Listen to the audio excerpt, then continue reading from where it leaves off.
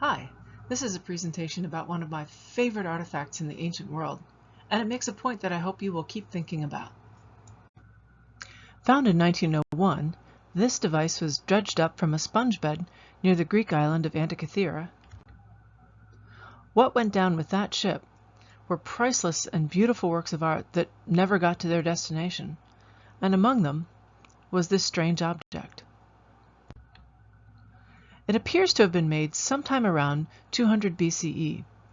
It lay in a Greek museum as a curiosity, mostly unremarked, until 1974, when a British scholar, Derek J. DeSola Price, having analyzed at length the shape and what little writing could be seen, published a paper.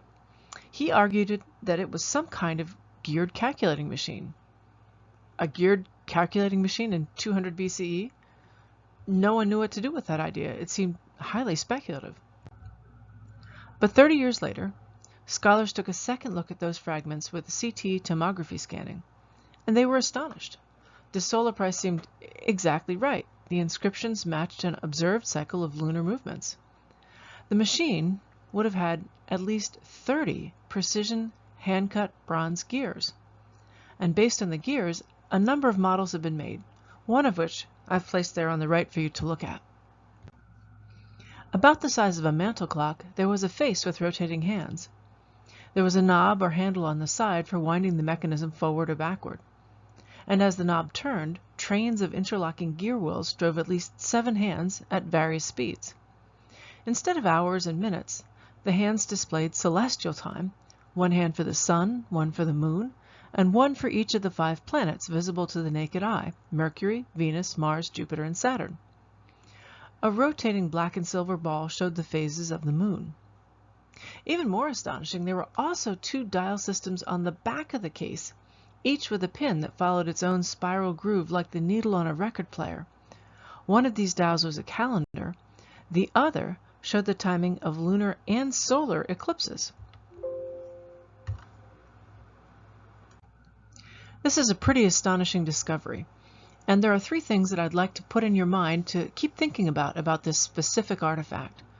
First of all, the Antikythera mechanism represents the possibility of loss in the history of science and technology.